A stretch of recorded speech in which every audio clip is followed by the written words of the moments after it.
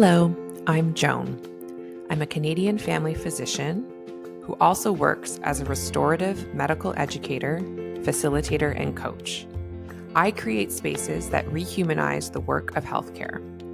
I'm creating this podcast to remind myself, as well as anyone else working in a helping profession, that when you are working and caring for your human patients, you are the other human in the room.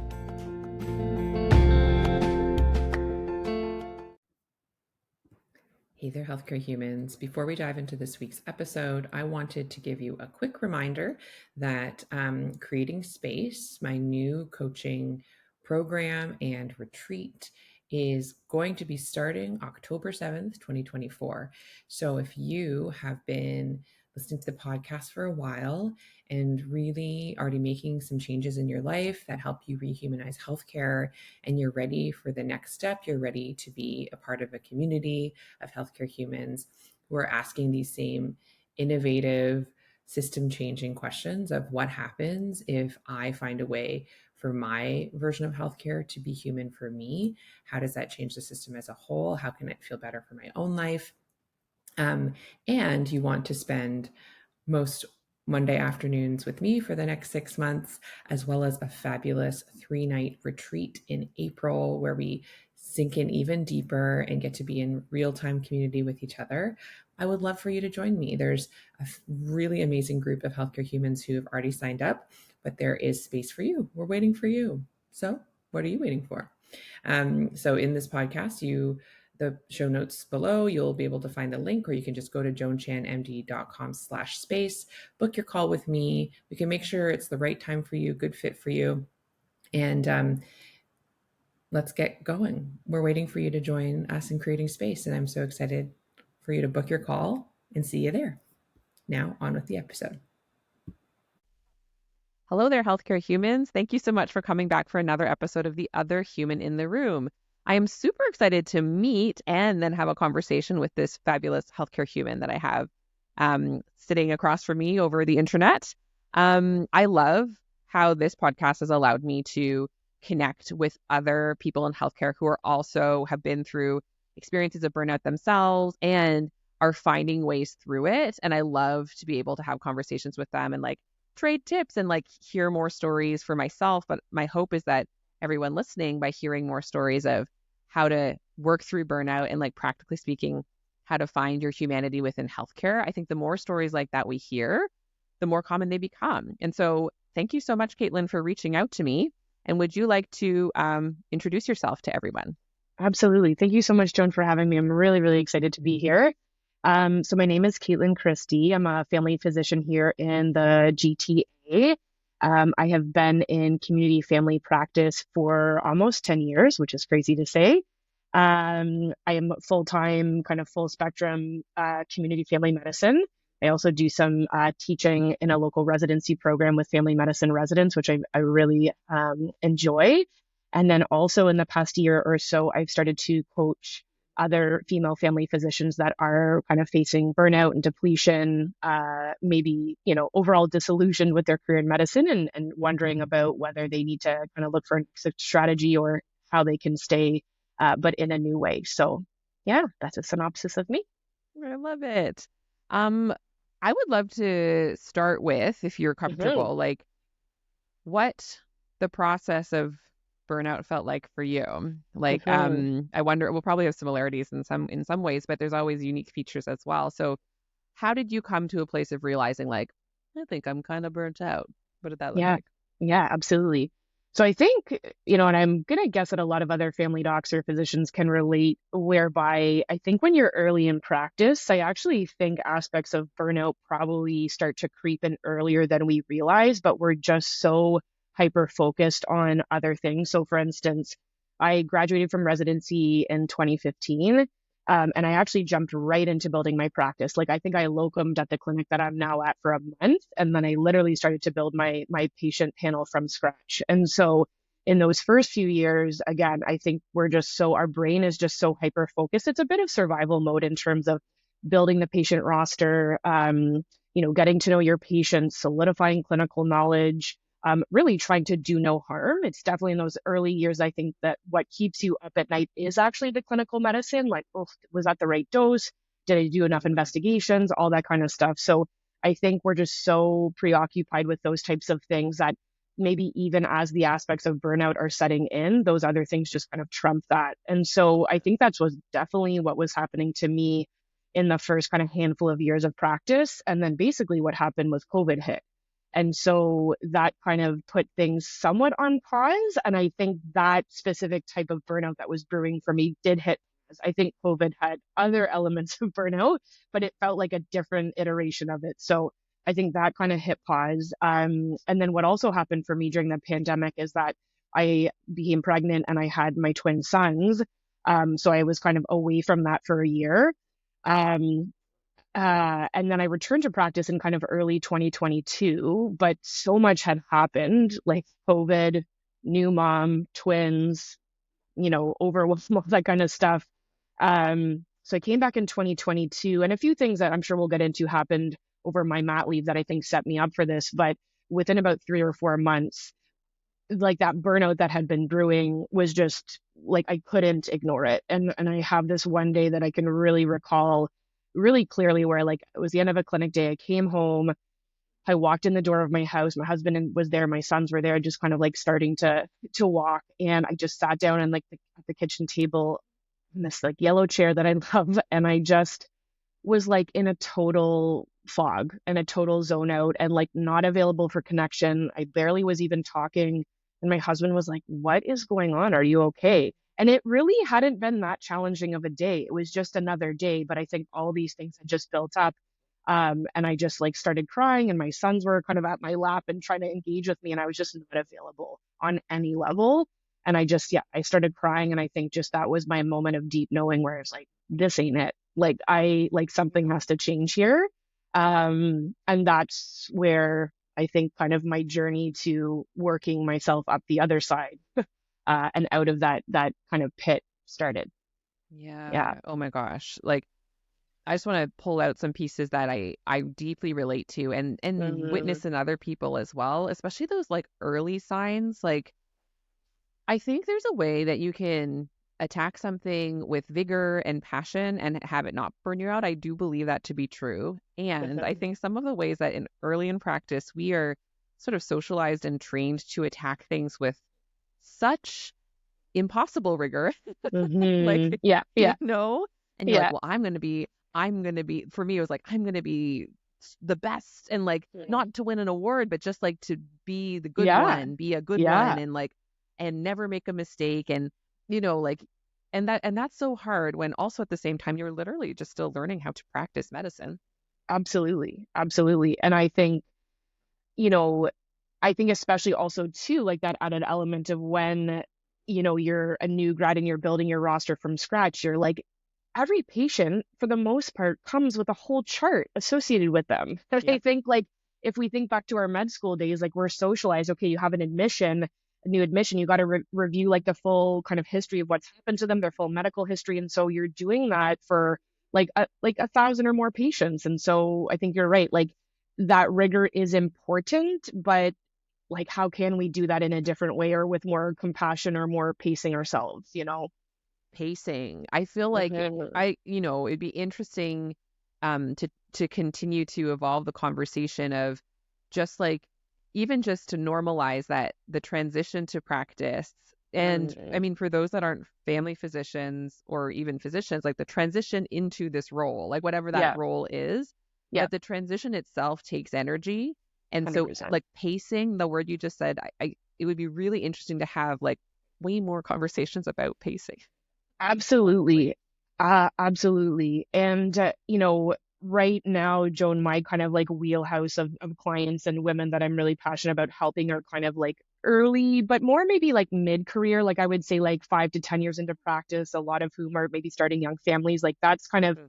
my wheelhouse of clients right now. But what I'm really envisioning for future iterations is kind of figuring out how to take the concepts that I coach on and apply them to those first 5 years in that transition, and then Yeah. even more so take it back a level and figure out how to apply some of the concepts to residents, because like Yeah. that's where we can really start at the root is helping them with some of the habits and thinking patterns even early on so that when they start practice, they've got a leg up on some of those things that like led us astray, I think. So yeah, Oh, totally. Like the yeah, number of conversations I'm having, like I do some teaching for residents and medical students, and there's a bit of a dissonance, and I don't mean this as like a dig or a evil critique or anything, but I notice a dissonance of like, I'm coming in and I'm talking maybe about spacing out or spacing out your schedule or something, and yes, then it's like, and I know right now you have no control over that because someone sets your yes, schedule and it's so full on. And I yeah. have a curiosity about if that is how we will always be setting our learners' schedules. Anyway, Mm, there's a balance. You need to have yeah, exposure. I understand it's a absolutely. dynamic conversation, but I just think that's an Yeah. interesting Yeah, tension. absolutely. Yeah. Absolutely. Maybe one thing that I'll say, John, about pacing, because I do have a similar concept that I'm starting to play around with and kind of bring to clients and docs that I'm working with this, like the concept of load management.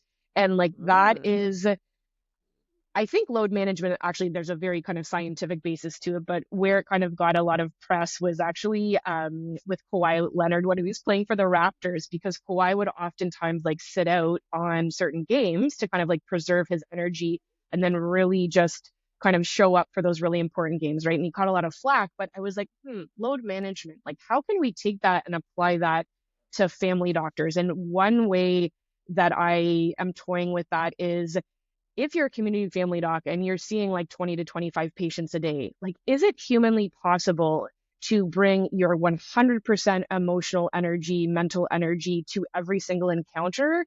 I yes. mean, maybe, but like, you're going to burn out after a couple weeks, right? Yeah. So the idea being is that how can we develop this skill where we kind of have an antenna at the beginning of the visit of like, okay, what's required for me for this visit?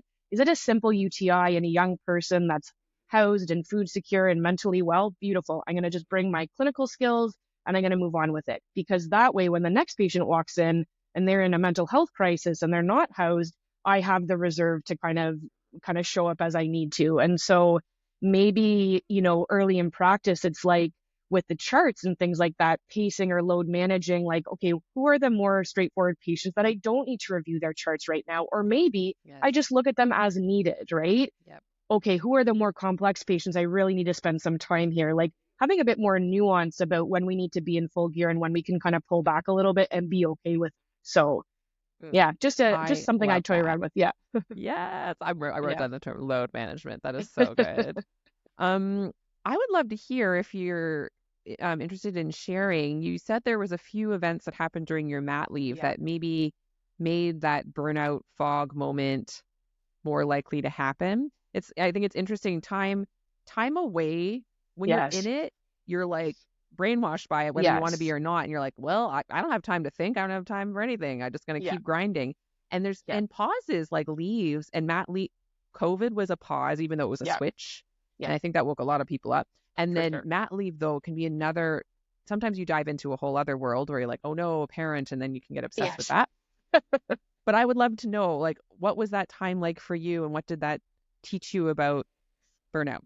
Yeah, I think there was two things, Joan, and I think yeah, they're kind of slightly different, but I think the one thing that made that like a burnout within 3 to 4 months of returning so clear to me was I just think there was another layer of priority in my life that it became clear was not going to mesh with how I was doing things before. Like it wasn't possible. Maybe before, when I was when I was married, but I didn't have kids, like the way I was doing things, it could work, right? Husband was working, he was busy. So, you know, but now I had these two human beings for whom I not only wanted to be present physically and home for dinner and all the things, but I like the amount of emotional reserve, I'm sure, as you know, Joan, in the first Uh, 5 to however many years of life, like the emotional reserve that's required to support your kids, like it wasn't going to mesh with the way that I was doing things before. So I think that's what made it so like maybe I would have hit that burnout if I had not had them, but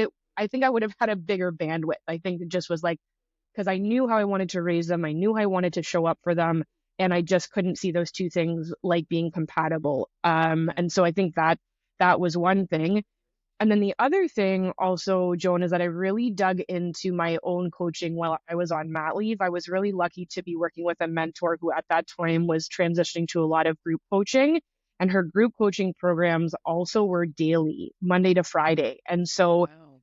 I continued in that for 2.5 years, but basically for the latter half of my mat leave, I was doing daily coaching with her and other women. So we would hop on in the morning time for 30 minutes and get a lesson on different aspects of mindset and what we were working on.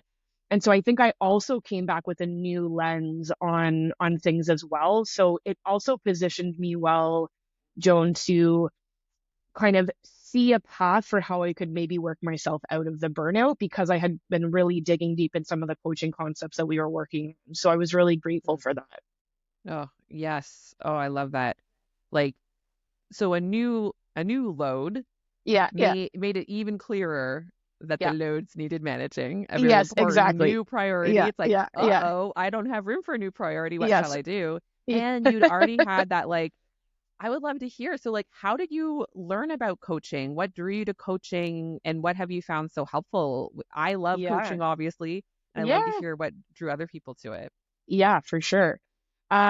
So I first started doing some coaching back in 2017, actually. And the mentor that I'm still work with to this day, her name's Adele Tevlin. And she initially started out in health coaching. And that's how I found her because there were some aspects of my health that I wasn't super happy with. And so I found her just online and we started doing health coaching together around nutrition and stuff like that.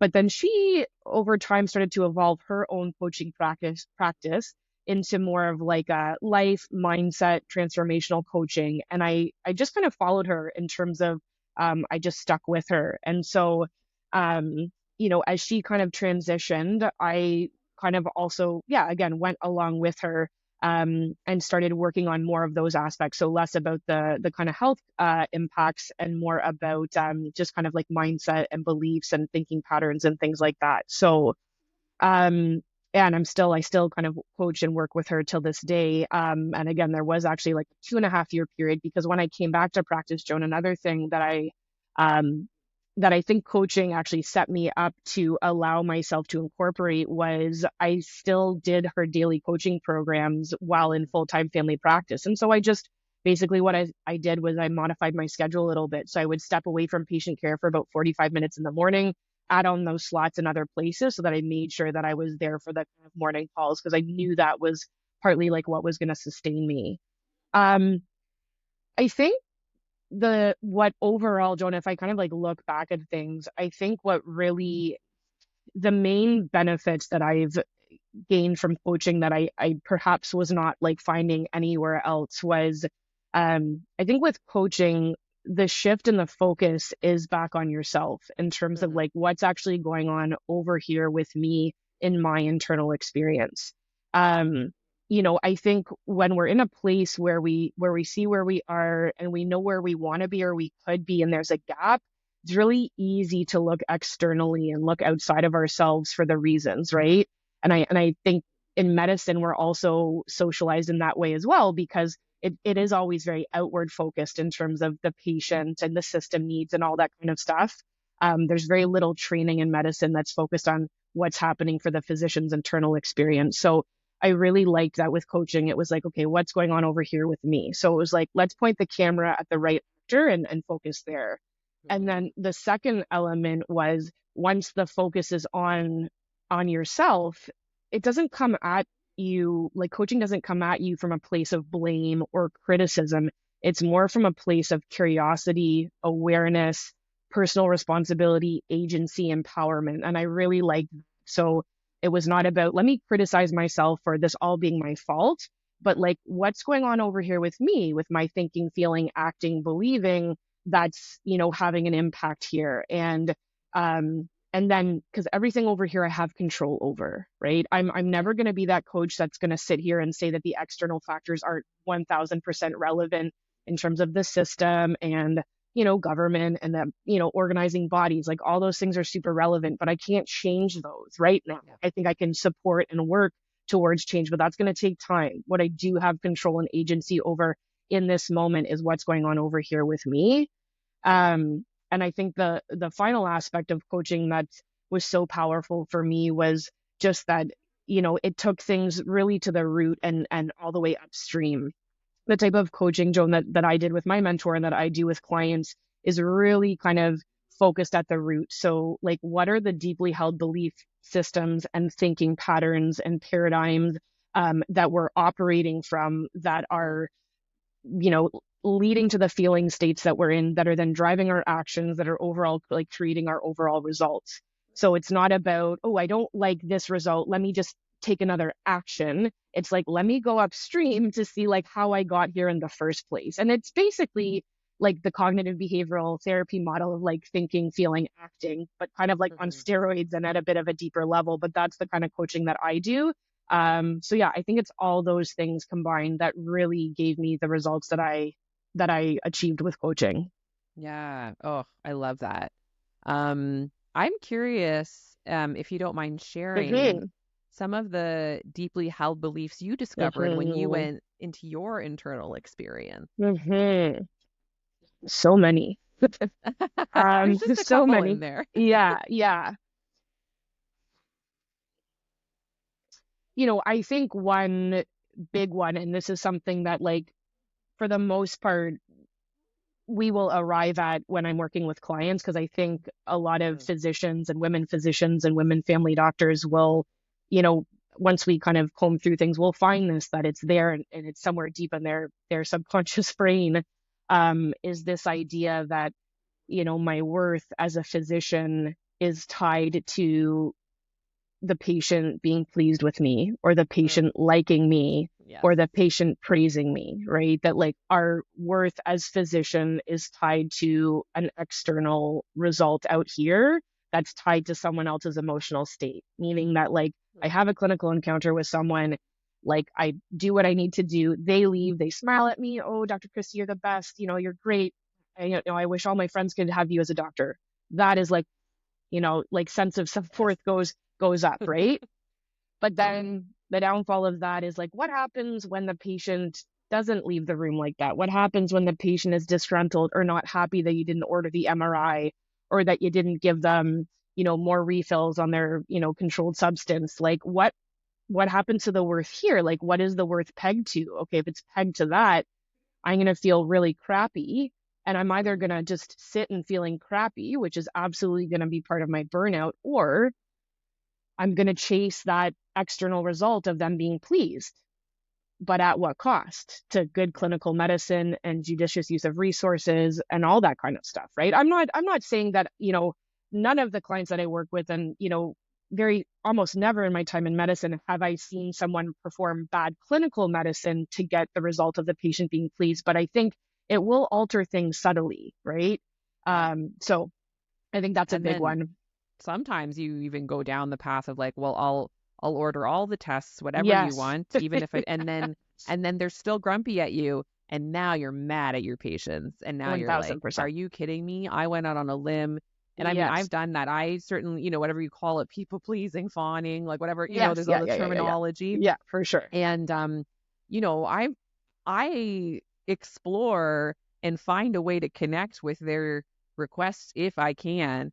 But when I Right. used to do it without holding on to like my personal values, if I Yes. stretched myself beyond that, or even if I was like, it's not my preference, but I'll do it, but I Yes. was secretly doing it because I wanted them to be happy, I would Yeah. now I'm like, hey, but you Yeah. then didn't thank me. Where's the thanks Yes. for me going out on the Yes. limb here? Yes. And became Yeah. this a transactional thing that Absolutely. was tricky. Absolutely. And I think actually, Sean, if I had to like pick, let's say one of the top 3 to 5 thinking and belief patterns that are driving, family physician and maybe females in particular burnout, it is that thinking pattern around worth being tied to, the patient's emotional state. And some of the biggest breakthroughs that I think that I've had with with clients is like when we really work on the new belief, the more helpful belief that again, that my worth is not tied to their emotional state and it's really not my responsibility. And Yeah. again, I really want to clarify that doesn't mean that like we just do whatever we want and we don't care about the patient. It's like that's how people No. will oftentimes hear that. Hmm. Um, but what I'm saying is that I think it's absolutely, and that's where kind of a lot of my lessons and content around kind of personal responsibility comes, is like really defining as the physician in the relationship and in the encounter, like what am I responsible for and what am I Mm, not responsible for? And once we actually like clearly delineate those things, it frees us to actually focus on what we are responsible for and surrender and let go of all the other stuff that, again, I think drives the burnout. And so, helping to delineate like what I'm responsible for is excellent clinical care. What I'm responsible for is bringing compassion. What I'm responsible for is understanding the patient's preferences and values and perspectives, absolutely. But I'm not responsible if they leave happy or not, because mm, that's someone else's emotional state that like that's an unrealistic thing to think that I can control. And it's not really my right. Like they're an autonomous person. They're going to mm, feel how they're going to feel. Do I want them to leave feeling good? I do, but maybe more importantly, I want them to leave like deeply knowing that I provided them with sound clinical care. Like that's mhm, what I want. So, yeah. um, I think the freedom and the energy that that saves, um, is part of, yeah, working out of the other side of burnout for sure. Mm.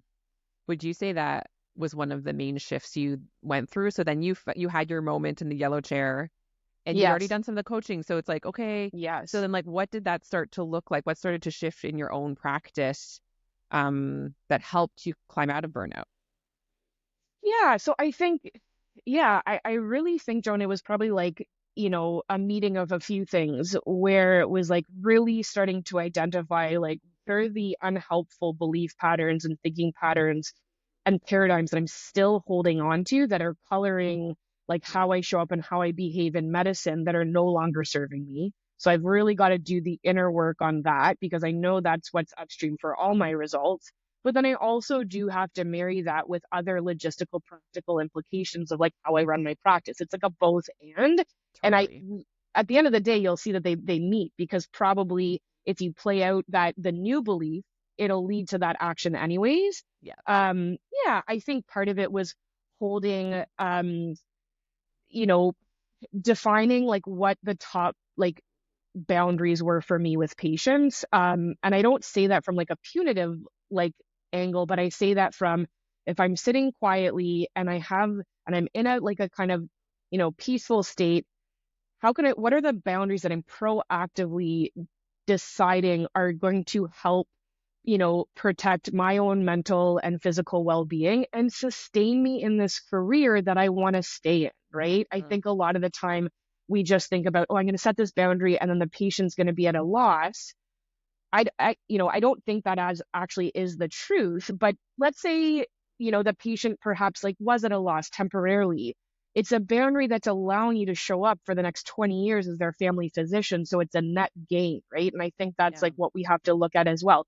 One example would be it was becoming really difficult for me to run an efficient family practice and see 20 to 25 patients a day and allow people to show up 15, 20 minutes late and still see them. It was not sustainable. And so I really had to proactively create the boundary that, like, for the most part, if someone's more than, 5 minutes late, I'll see if I can fit them in for another available appointment slot later. But if not, if it's not an acute urgent issue, I'm sorry, but you will have to rebook. Why? So that I can not be running behind, so that I have time to chart, so that I can see the other patients on time, so that I can leave on time, right? And maybe that day that patient didn't get seen for the knee pain that's been there for a year, but I'm going to still be their doctor in 20 years, right? Yeah. So it's all Mhm. those little small cumulative things. And to be honest, for the most part, I think the majority of patients will respond well to that. They now know that, yikes, like I got to be 5 minutes early for Dr. Christie. Like they just, again, and everyone kind of ascends to a level where, yeah, they're behaving in that way that allows the whole thing to kind of operate more efficiently. So Mm, I think that's another kind of more concrete example too. yeah. And like you say, like sometimes you will do the inner belief stuff and then that leads you to change your actions. But Yes. there's also something really fabulous about acting as if and then Yes. that Yeah. and not dying.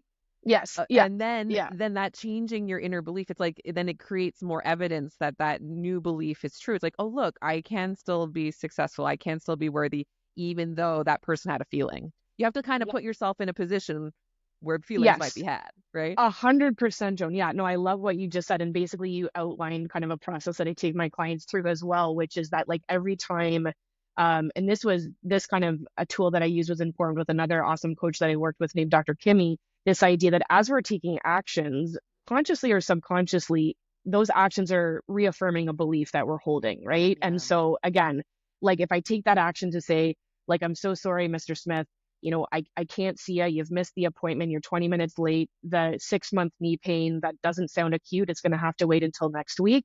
Like that action then goes back to feed the belief that, well, a few things like, I am capable of holding boundaries that work for me. Um, you know, I am still okay if the patient is not pleased with me. Like I Mhm. can tolerate uncomfortable feelings, like all those things. Yeah. So So good. absolutely. Yeah. I'm sure maybe many people have said it, and I don't remember who said it to me, but like I remember hearing a quote that was like, if you want to know what I believe, don't ask me, watch me.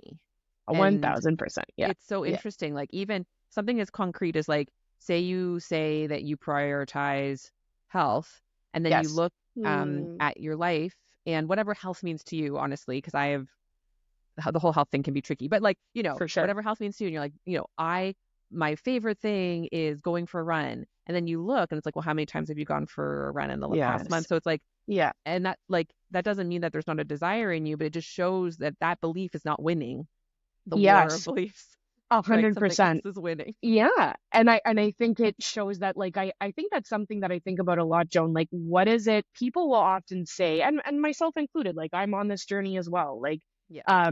we'll say we value something and we really like we believe it. But again, yeah, it's not being borne out in like the evidence. And so it's Yeah. almost like it's still just relegated to kind of like a theoretical thing that we like feel that we should value, and maybe theoretically we do, but maybe the definition of when I value something is actually like it matters to me so much that it doesn't just live up here, but I like find the way come hell or high water to make it work in my life, right? Yes. Oh my um God.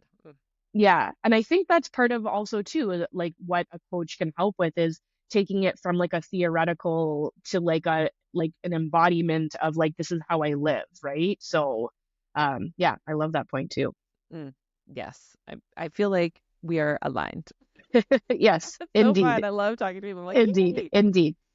Oh, Maybe if so I can good. mention one other thing, Joan, that I think like is another big part of my coaching because I reflected and I saw that it was something that I did for myself. Mm. And I don't know if you can kind of relate to this. I once had a good friend of mine who was a female family doc who was a bit farther along than me. And I remember her saying to me, like, every 5 to 10 years, she was like, I kind of have to re envision things or Mm. reassess things, right? Because I think although in family medicine, we probably see more variety than any other specialty in the sense of like anything can walk in our door and it's technically within our scope.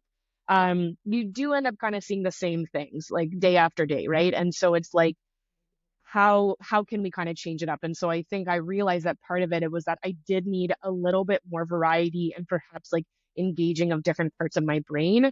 And I think this also came from a belief where it was like I think I had a very set identity that I was going to be a community family doc until I retired, and that not like that was all, but that would be like that's what I would do, right? Yeah. And then when I think I realized that being in clinic only and seeing patients only like wasn't providing the overall fulfillment that I needed, it took some time to allow myself to like evolve to say, okay, like I'm allowed to do different things. I'm allowed to design this in a way that works for me. And so that looked like for me diversifying a little bit. And that's where the teaching came in because I realized that the teaching, it was just a change of place. It was a change of a different part of my brain.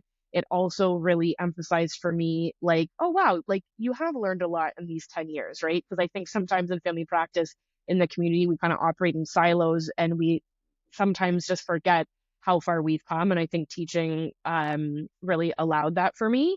And then I think also, too, even giving myself the space to maybe cut back a little bit on my clinical time to start to coach women physicians, that was a big shift as well. There was a lot of thought, belief, paradigms and belief patterns and emotions tied to that had me almost not allow myself to step into something that I really, really loved because of just these like set ways of thinking. And so I think that's something I work on with clients as well. Like, are you really loving what you're doing? Do you need to diversify? Do you need to bring additional things in? Like what can that look like? Like you get to choose. So Mm.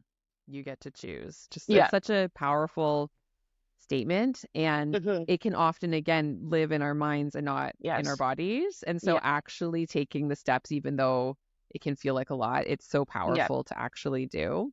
I'd love to hear a 100%. bit more about what paradigms, how did you have to view yourself differently or shift your belief thinking differently when you started cutting back to leave Hmm. space Yeah. for things that were not clinical medicine? Because I know for me, like the first day I drove away from my clinic and it wasn't like 4 or 5 p.m., it was like 2 p.m. because I rearranged my schedule away. And I was like, Hmm. I feel like the police is going to come after me. Like I felt like, and I also like envision someone who actually, like someone in my life who has never actually said something unkind, but who I view as sort of like a mentor type person. And like she was judging me and she thought I was a bad family doctor now. You know what I mean? Like I was just like, I Yes. noticed it's still Yes. coming up. So I'm Yeah. wondering how that went for you. Yeah. I think it I think it's probably kind of what I mentioned, like this idea that like I get to change my mind. And I think that Mm, meaning that I get to mm, change my mind, that like until I retire, I'm going to be 4 to 5 days in clinic only seeing patients. And like that's what I need to be doing for me to kind of like feel good about myself or feel like I fulfilled my duty. And this is something that my mentor Adele really, really helped me with, was just it was really hard for me to break away. I think I felt like I owed my patients to be there as much as I was there. And that's still something that I have to like figure out, how can I create space for these other endeavors, but also still meet their needs. And at some point, like I may have to reduce my patient panel just to make sure that I am showing up well enough. Like that's always an ongoing kind of navigation for me. Um, but again, I think like just allowing myself to um just yeah, envision kind of other possibilities for myself and just really live into that belief that like this is my life, and yeah. I get to choose, and I have the right to choose, so long as I'm fulfilling my clinical duties. Like I get to change my mind. I think that was the big one, was like I get to change my mind. Mm, um I think the other part, Joan, that I think is, yeah, maybe, I don't know if it's unique to family docs or not, but um, something I reflect on a lot is that I think in Canada, and I'll speak for our province, like I think the way that we're trained is to be workhorses. yes. Truthfully, like I Mm, think we're trained as workhorses. period. I just have to like, period. I have nothing else to say. Like that the outcome that the system would like us, and whatever the system is, the funny thing is the system is no one person, it's just this nebulous like conglomerate of like people higher up making decisions and medical culture and the way that things have been for hundreds of years. Like it's just like it feels like, and especially just the way that healthcare is in Ontario right now, that feels like the outcome. And I think you can really like, okay, like I gotta work, and I gotta provide great access, and my patients can't use any walk-in clinics, and I got to be available to them all the time, and I got to churn out this volume. And the ministry wants me to take on another 100 or 200 patients, and they're giving these like small incentives to do that, you know, and that starts to become part of your identity and part of your worth, um, Mm, and part of like who you see yourself as. And so, and I think so much of the time, even subconsciously, and this is something that we work through, is like I think family doctors in many way are like subsidizing a very broken system. And that's something that I really helped yes. like my clients to see as well, is that I think sometimes like we're like a fish and we don't know that we're wet. We're like, oh, I'm so stressed. This is so crazy. But like, Mm, yeah, because the system is designed like that. And if we don't have like a higher level awareness that like if we're not conscious, we will just be that workhorse for the rest of our career, and we'll provide great care for the most part, but we'll have periods of burnout, and maybe we'll actually leave, right? So um I don't have to be a workhorse.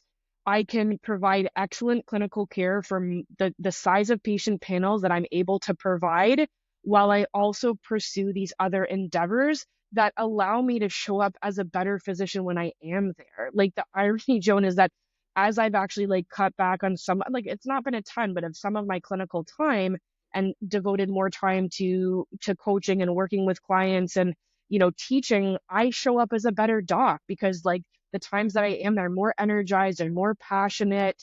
Um, it's like, oh, I missed this. I haven't been in clinic in 1 or 2 days. Like I'm happy to be here again. So um, by taking myself out of the workhorse mentality, I actually think I show up to provide higher quality care when I am there. And I think that's the truth.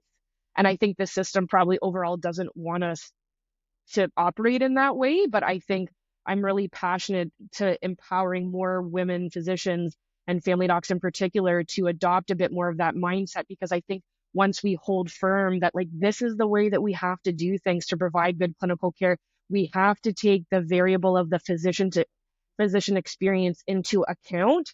I feel hopeful that the system will have no choice but to kind of transform, you know what I mean? Like the more that we start to lead it in that direction, to hold firm to like, this is the way it's got to be for us to show up well, for the system to have to kind of follow us in that direction. So, Totally. Oh, yeah. I mean, now you're really singing a song. It's so true. And like, if we ever want to get curious about like where some of these deeply held beliefs come from, like, I mean, they've been in society ad nauseum, like people pleasing is not unique to healthcare, but Yes. like it No. certainly gets amplified. You may maybe say exploited, like in our Yes. training and in the 100%. messaging that we Yeah. receive from 100%. certain aspects of leadership. And Yeah. even it can be like, saying like we care about your wellness, but then Mm. again, looking at the actions, the Yes. actions are more Yes. important than Yes. the words. So Absolutely. it's not coming through from on high. Absolutely. So it's got to come from Absolutely. within. We got to do it for Yeah. ourselves. Absolutely. And here's the thing too, Joan, that I've started to see as well. And I actually do a bit of teaching and when I work with clients on leadership and like a new vision for leadership and just kind of like changing a bit the way that we look at leadership from less to like you're only a leader if you hold this fancy title to actually all family physicians are leaders because their sphere of influence is huge. Yes. But it's like the more that you're in the workhorse mentality and you're just trying to stay afloat, like the less you have the capacity to actually be at those tables that are making the big decisions to impact the system, right? And so that's why like part of what I want to help women physicians with is seeing themselves as leaders so that when things become available where maybe them sitting on that board or that panel will they can help to drive decisions in a direction that changes the system. Like that's what I'm interested in, because I think a lot of the time the people like us that are on the front lines providing the care, like we're not at those bigger tables making decisions. And I'd love to see us there like more often. So Mm. I'm wondering as you started to shift externally, so like your actions are mhm, starting to shift and you're seeing the results and like how you show up.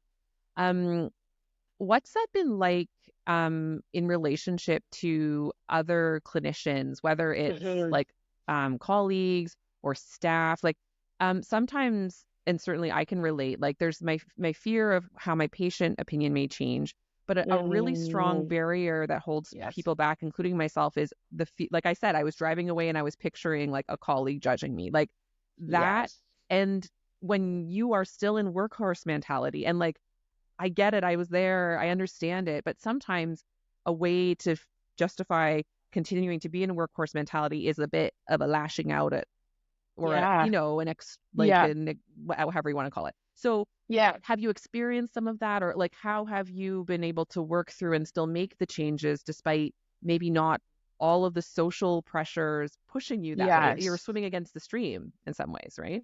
Yeah. No, I understand. I absolutely understand what you're saying, Joan. And I think I that's actually really poignant. I kind of forgot that I think earlier in this journey, especially as I was like kind of on that cusp of deciding to like really just jump 2 feet into like starting a coaching program and starting a coaching business, I think like other people's perceptions of me in particular, my other family medicine colleagues and physician colleagues was a big thing that I just like this kind of again nebulous look like kind of entity that was like just kind of frowning on me or like Yes. really just disapproving of what I was doing, right?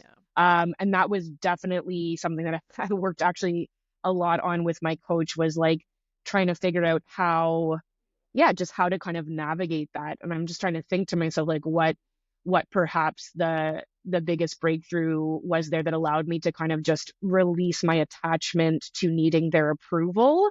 Um, and I think I don't know that there's anything like that terribly interesting about what happened. I think, Joan, the more I just like went down the journey of like seeing the system for what it is and being really honest with myself around like the way that I was doing things was just not providing me the fulfillment that I had longed for. And I also, too, it wasn't just about my own internal fulfillment. It was like, I oftentimes just felt like I wasn't having the impact with patients that I wanted to be having. So I think the more I just went down that, like, let me seek more awareness, let me just really see things for how they are, it was almost like I got so connected to that being the truth for me that other people's disapproval kind of got less important. Do you know what I Yes, mean? Like I just got so totally. grounded in what was true for me.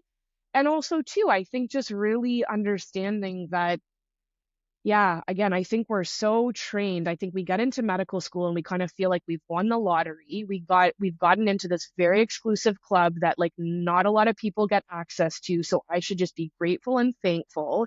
And I think a lot of the Yes, time, I'll speak for myself, I spent a lot of medical school not really questioning the yes, overall goal of like I trained in the States, so that's a whole other, I trained at Boston University, that's a whole other conversation. But I didn't spend a lot of time being critical of the system or looking at it with a critical lens. I just wanted to do good, perform well, be liked, learn the clinical knowledge and like, match to a good residency. So I think when you're in practice and especially in the community, it's a real reckoning and a real awakening if you're conscious and you're paying attention to like how the system is really designed, right? yeah, So yeah, I think, yeah, just again getting connected to that truth. And also I think another big thing, and this is something that, coaching helped me with a lot, was like at the end of the day, like whose approval is the most important to me, right? That like, yes, can I tolerate and and I think this is another thing, and I work with this with clients on this, is like, can I tolerate sitting in the feeling that that person is really disapproving of me? It's really uncomfortable. yes, But the more I can like sit with this and be like, God, this is so uncomfortable. I'm so aware that that person was disapproving of what I'm doing.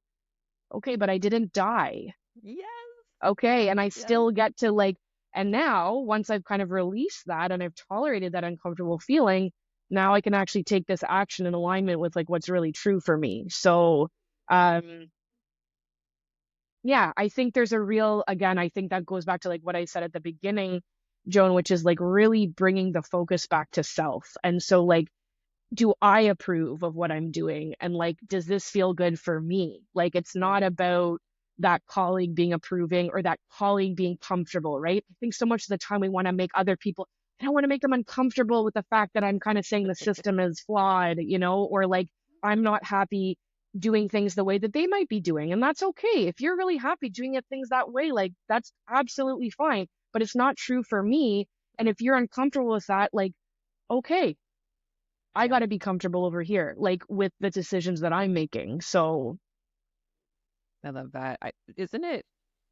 It would be cool if we more consciously just taught and like collectively practiced tolerating each other's discomfort, disapproval. I mean, certainly yeah, as a parent of a yes, 4 and 6 year old, so I'm like right yeah, there with you.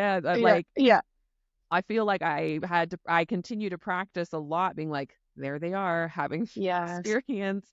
And with kids, it's one thing, and it's a whole that's the yeah, thing. But then with adults, especially adults that you feel are, either senior to you or that have yes, social power, but yeah, it's such an essential skill if you want to have authority in your own life and to yes, recognize that you yes, get to change your mind. You get to choose. absolutely, absolutely, 100%, 100%. And again, I think, yeah, I think that's where the aspect of medical training has really kind of not done us a service in that there's just so little time for introspection and like, Yeah. bringing awareness to like what's happening in here for us and what's true for us and what are my values and priorities and how can I craft a career that's in alignment with that. Like there's so little. So as a result, like people like me, that's how I was. I got thrust right from medical education right into residency, thrust right into practice without any consciousness of like what was happening in here or preconceived notions and all that kind of stuff. And the result is, I was barely 5 years in and I was burned out and thinking that I needed to leave. Right. So Yeah. clearly, like that's the result we're getting. We got to go upstream and really start to think about doing something differently. So, yeah. Yeah. For sure. I'm just picturing like a model of how we could provide like feedback to learners that includes the Mm, fact that like holding the discomfort of someone's yes. disapproval or disagreement is like Yes. important, but also Yes. painful. Like imagine if that was sort of the model where it's like, I'm Yes. about to tell you something and it's that I don't agree with what you just did, learner, and I'm aware that could make you, I don't know, like I don't even know Yeah, exactly, I'm sure it absolutely. exists Just somewhere. more. Yeah. That'd be so I don't good. know though. I mean, maybe not in healthcare. Maybe it's happening somewhere else. But Hopefully.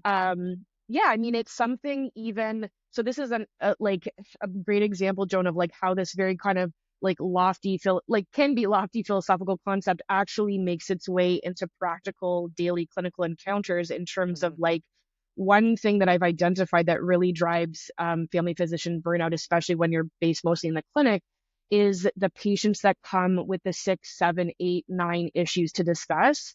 Yep. And we feel like because we don't get trained or taught anything around this, we have no ability to kind of navigate like how do you marry someone that wants to have like discuss 7 issues with the fact that on your schedule you have 15 minutes for that, right? Like it's kind of bonkers that we haven't actually, oh, there's a disconnect. So we either better change the time allotted or, tell patients they can't bring that many issues, or we have to teach the physician a skill to navigate that clinical encounter. And I think, again, a lot of what drives physicians to try to take on more than is reasonable in each visit is the fact that they don't want to displease the patient, right? Yep. Because the patient that comes in and they open up their paper and there's the 7 issues, they have the expectation that they're going to have time to talk about all those 7 issues. Meanwhile, you're like, there's no way my brain can do 7 things thoroughly in 15 minutes. And also, too, each of those issues creates administrative burden, then Yes. administrative work that I'm going to have to do after hours that's largely uncompensated. So this is also part of load management. I have to manage my administrative work that's going to emanate from each of these visits or I'm never going to get home to my family, right? And Yes. so something that I think we can work on is like giving residents and physicians the practical tool of like how do you negotiate an agenda that feels good for both people? But then the other huge part is like how do you sit in the discomfort and move through the discomfort when the patient's really not happy with you that you're not going to deal with their 7 issues, right? Again, you have to be super grounded in the ability to sit with that person being displeased in tying your worth to a physician as a physician to knowing that you're still providing good clinical care and only doing 2 issues sets you up to like be able to be more present with the next, like all those things, right? There's a lot of coaching even in that one little small interaction that kind of needs to take place. So Mm. I love that. I love all of that. And I'm just noticing the time. And as yeah, always, I feel like we could talk for like 3 hours or 7 hours just absolutely. because like we have Yeah. so much in Yeah. common. Yeah, So thank you so much for taking your precious time to have a conversation with me. I so appreciate it. Um, absolutely. if people want to like learn more from you, maybe work with you or like check out your work, where can Yeah. they find you on the internet? Yeah. So on Instagram, you can find me at coaching by Dr. Caitlin. You can also find me on Facebook at with Caitlin Christie. You can friend me there. I do have a website, CaitlinChristie.com. And those are some of the main ways to find me. So, yeah. Cool. And right now, so you're working with female physicians mainly, Yeah. or? So my kind of target client is a female family physician. Again, I'm sure if like a non-family physician came to me, I think a lot of this stuff is pertinent to different specialties. But certainly like female family docs are kind of who I'm working with a lot right now. And I work with them one-on-one for the time being. And we kind of work together on a weekly basis over Zoom for an hour, coach on different topics, and we do that over a 12-week period. So that's my kind of like one-to-one program that I'm offering right now. And my goal in the coming year or so is to probably start to build out more of like a group coaching program, just because I know for myself, the thing that I really loved about group coaching is you still get the content, you get the awareness, you get the reflection, and you get the community, which I think is huge. And I also think for physicians and female family docs, there's a lot of places on social media, like Facebook groups and stuff for us to interact. And yes, there's conferences, but in terms of this kind of space, there's not a lot of community to support each other in a productive way, right? So that's something that I'm really looking forward to. So stay tuned. Oh, that's so exciting. Thank you. And the last thing I usually have the guests do is sort of picturing the folks out there, which, would be very similar to the folks that you're working with. What's just some like final words of encouragement, advice that you'd love to offer? They're out there, they're grinding, they're maybe recognizing, gosh, maybe I'm a bit of a workhorse and I'm no longer wishing to identify as such. What would you be offering them as words of encouragement? Yeah, I think that, I think for the physician that's feeling burnt out, I think the first thing is to just kind of notice and sit with that and just spend a bit of time like reflecting on that without judgment, without self-criticism about judging yourself about where you are and you shouldn't be there. Just like sit with yourself, maybe journal, maybe go for some walks and just reflect on where things are at for you. I think that in medicine these days, like a lot of us will reach that branch point where we're like, okay, like, can I sustain this? Can I stay? Or do I need to start looking for an exit strategy? And I would say before you go down that path of taking too many actions, i.e. like, no, I just gotta dig in and be the workhorse, or like, screw this, I'm going to leave and I'm going to go do pharmaceuticals, whatever.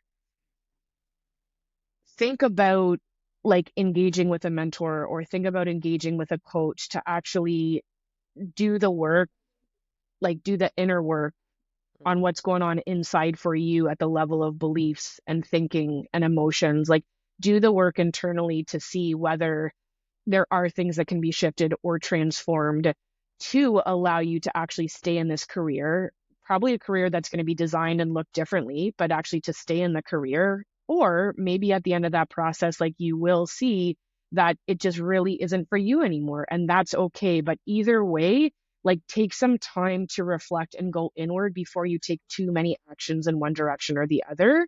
That would be like my biggest, because that's basically, Joan, what I think happened for me.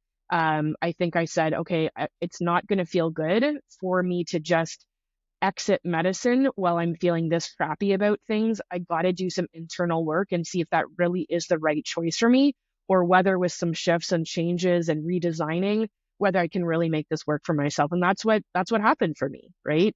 And for the most part, I'd say the clients that I'm working with, like that's where they end up too.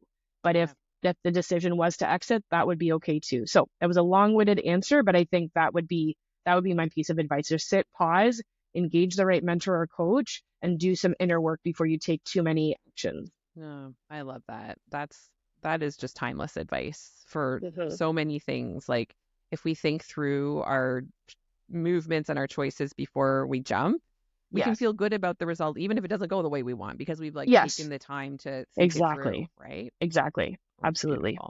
Yeah. Well, thank you so much again. And thank you to everyone who's listening. And with those parting words, let's take some time to reflect this week, slow down, consider our choices. And remember, you always get to change your mind. I love that. I'm keeping that one. And Amazing. I'll talk to you next week. Thanks, Joan. Bye.